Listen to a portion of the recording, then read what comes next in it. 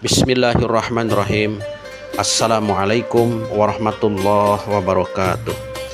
Alhamdulillahirabbil alamin wa bihi nasta'in ala umurud dunya waddin. Wassalatu wassalamu ala asrafil anbiya'i wal mursalin wa ala alihi wasahbihi wa man tabi'ahum bi ihsani illa yaumiddin. Allahumma shalli ala sayyidina Muhammad wa ala alihi wa sahbihi rasulillahi ajma'in. Pemirsa yang dirahmati Allah subhanahu wa ta'ala, jika kita ditanya kebutuhan apakah yang paling mendasar dan paling utama untuk kehidupan manusia, tentu jawabannya akan bermacam-macam. Ada yang menjawab sembako, karena tanpa sembako manusia tak akan bisa hidup. Ada yang menjawab air, karena tanpa air manusia tidak bisa minum. Percuma kita makan sembako, kalau tidak minum mati juga manusia.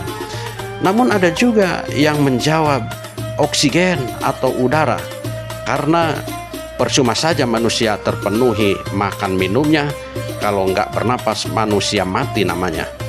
Dan juga ada lagi yang menjawab duit atau uang, karena dengan uang sembako bisa dibeli, air bisa dibeli, oksigen bisa dibeli.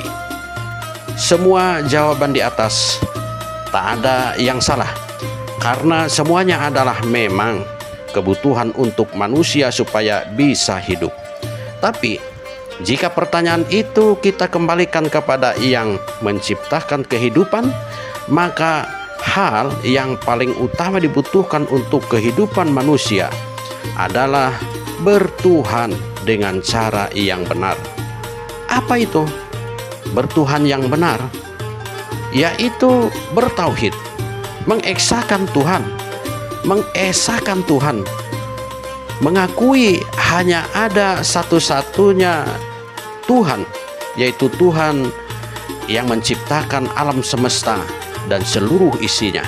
Itulah kebutuhan pokok manusia yang apabila tidak terpenuhi, manusia tidak bisa menikmati esensi kehidupan yang sesungguhnya. Mana buktinya? Kalau bertauhid itu merupakan kebutuhan pokok manusia. Sejarah atau riwayat hidup Rasulullah Muhammad SAW telah membuktikan, walaupun kehidupan beliau diawali dengan fase keyatiman dan sebagai penggembala yang identik dengan kemiskinan dan kesengsaraan, namun fase kehidupan berikutnya menjelang berumah tangga, Rasulullah Muhammad SAW berhasil menjadi saudagar, sukses, kaya raya. Ditambah lagi setelah beliau menikah dengan Khadijah, seorang konglomerat yang harta kekayaannya setara sepertiga kekayaan kota Makkah. Muhammad adalah benar-benar orang kaya yang bergelimang harta kekayaan. Akan tetapi dengan kekayaannya itu, dengan kekayaan yang melimpah itu, tidak bisa memberikan kenyamanan kehidupan bagi Muhammad. Di tengah-tengah gemerlapnya harta kekayaan dan kemewahan dunia, Muhammad merasakan kebahagiaan yang semu. Di sisi lain, Muhammad merasakan kegelisahan dan keresahan yang selalu mengusik dirinya setiap saat, dan ia merasakan kebingungan yang tak berujung. Yang pada akhirnya Muhammad SAW digerakkan oleh Allah Subhanahu wa Ta'ala intuisinya untuk mencari jawaban atas kegelisahan dan kebingungannya, yaitu dengan cara bertahanus di Gua Hiro dalam waktu yang cukup panjang, tentunya dengan dukungan penuh sang istri. Dan bertahanusnya Muhammad di Gua Hiro tersebut berakhir dengan turunnya wahyu pertama dari Allah Subhanahu wa Ta'ala, yaitu surat Al-Alaq 1-5. Wahyu inilah yang merupakan obat kegelisahan dan keresahan sekaligus sebagai jawaban atas kebingungan Muhammad selama ini. Untuk selanjutnya Muhammad mendapatkan pencerahan mengenal eksistensi Tuhannya melalui wahyu pertama ini. Setelah turunnya wahyu perdana yang merupakan penanda kenabian dan kerasulannya, kehidupan Muhammad berubah 360 derajat berbanding terbalik dengan kehidupan sebelumnya. Dia tampil tidak seperti manusia pada umumnya. Dia menjadi sosok manusia unggul dan istimewa. Dan memang sebelumnya pun Muhammad dia adalah istimewa dengan status Al-Amin yang disematkan dari masyarakatnya. Dengan berkomitmen taat dan berpegang teguh atas bimbingan Allah Subhanahu wa taala melalui wahyu-wahyu yang turun, Muhammad tidak lagi merasakan kebingungan, tidak lagi resah, tidak lagi gelisah. Dia merasakan kebahagiaan yang hakiki, kebugaran dan kesegaran jiwanya fresh bagaikan bunga yang baru mekar. Kemerdekaan jiwanya bagaikan burung terbang di angkasa, bebas sebebas-bebasnya. Dengan wahyu yang diturunkan Allah, Muhammad berada pada posisi jalur hidup yang benar. Hilang seluruh kekhawatiran dan rasa takutnya. Sikap mental dan keimanannya membentuk perisai baja yang tak mungkin terpatahkan oleh kemusyrikan, kejahiliahan, kepalsuan, dan kedustaan. Dia yakin sepenuhnya bahwa Allah Subhanahu wa taala yang Maha Perkasa melindungi dalam setiap langkah perjalanan hidup baru, yaitu di bawah naungan kalam Rabbaniyah. Allahu waliyul ladina amanu yukhrijuhum minaz zulumati ilan nur.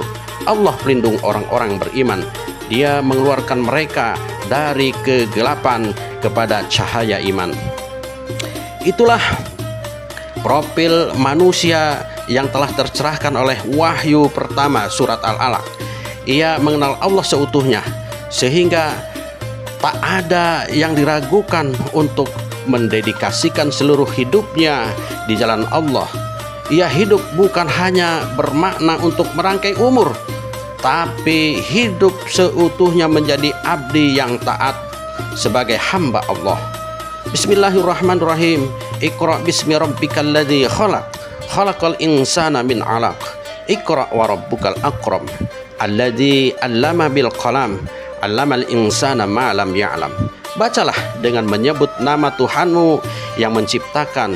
Dia telah menciptakan manusia dari segumpal darah. Bacalah, dan Tuhanmulah yang maha mulia, yang mengajarkan manusia dengan perantaraan kalam. Dia mengajar kepada manusia apa yang tidak diketahuinya. Sebagai wahyu perdana yang turun kepada Rasulnya Muhammad SAW, surat Al-Alaq ayat 1-5 tentunya bukan sekedar kebetulan, tapi Allah telah menetapkan lewat skenario-nya sebagai pilihan tepat yang tentunya sesuai dengan kebutuhan manusia. Sebab hanya Allah lah yang tahu betul apa yang dibutuhkan oleh manusia dalam menjalani kehidupan ini agar tentram, tenang, teratur, tertib, terjaga marwahnya sebagai makhluk yang lebih mulia dari makhluk Allah lain, dan agar manusia selamat baik di dunia maupun di akhirat. Perintah Allah Subhanahu wa taala pertama dalam Quran kepada manusia adalah Iqra atau bacalah. Tentu bukanlah perintah sembarangan, dan hanya Allah lah yang tahu maksud dan tujuannya.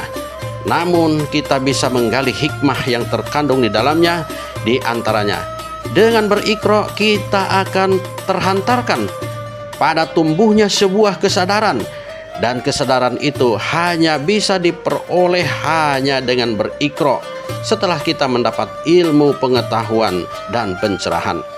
Perintah berikra pada surat Al-Alaq dirangkai dengan kalimat Bismi Rabbik, artinya perintah membaca yang bersyarat, yaitu membaca dengan membawa asma Rabb, Tuhan, bukan membaca atau berikra secara bebas.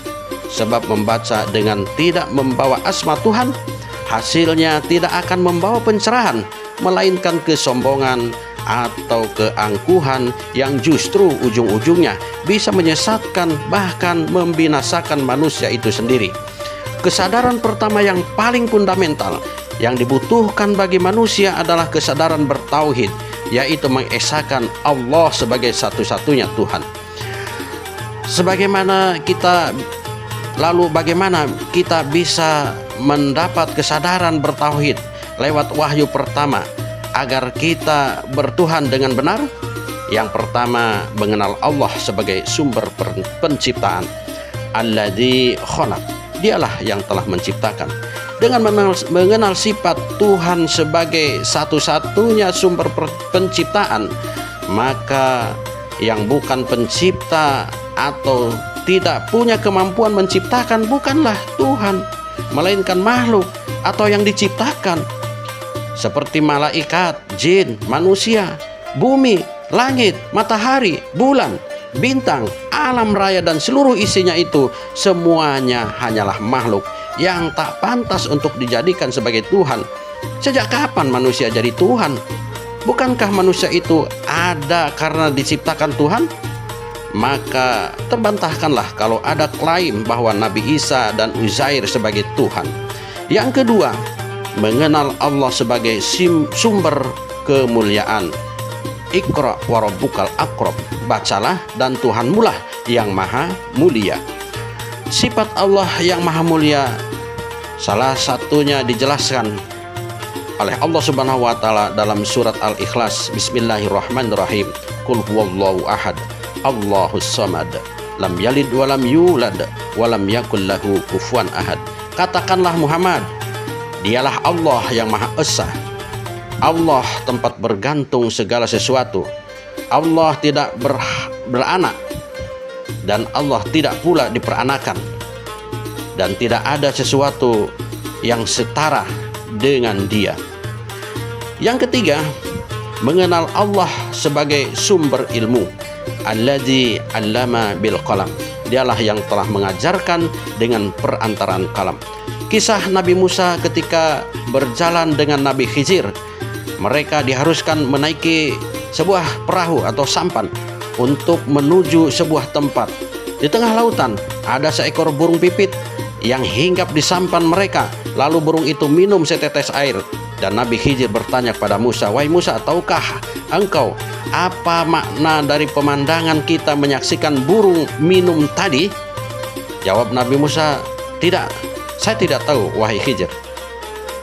Khidir menjawab, "Itulah bandingannya ilmu manusia dengan Allah Subhanahu wa taala.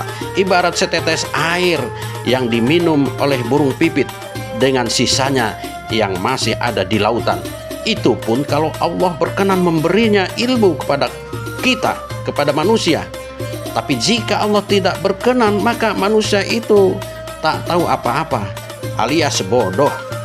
Allamal insana ma lam ya'lam, menyadari bahwa manusia sebagai makhluk yang tak tahu apa-apa atau bodoh di hadapan Allah Subhanahu wa taala.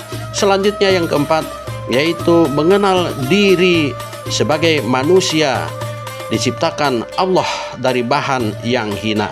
Khalaqal insana min alaq, Dia yang telah menciptakan manusia dari segumpal darah atau alaqah atau yang hina. Kemuliaan hanyalah milik Allah Subhanahu wa taala, sedangkan manusia diciptakan Allah dengan bahan yang hina. Dan inilah yang menjadi alasan iblis untuk menolak perintah dari Allah Subhanahu wa taala untuk bersujud pada Adam, karena iblis merasa bahan penciptaan dia lebih baik daripada Adam, yaitu api. Maka tak layak bagi manusia berbangga-bangga diri, apalagi berlaku sombong, karena pada hakikatnya manusia itu bodoh, manusia itu hina di hadapan Tuhannya, yaitu Allah Subhanahu wa taala. Maka dengan kesadaran seperti inilah sepatutnya manusia bertekuk lutut, bersujud, berserah diri kepada Allah Subhanahu wa taala dengan menyatakan la ilaha illallah, bahwa tiada Tuhan melainkan hanya satu-satunya, yaitu Allah Subhanahu wa taala. Wallahu a'lamu bissawab. Assalamualaikum warahmatullahi wabarakatuh.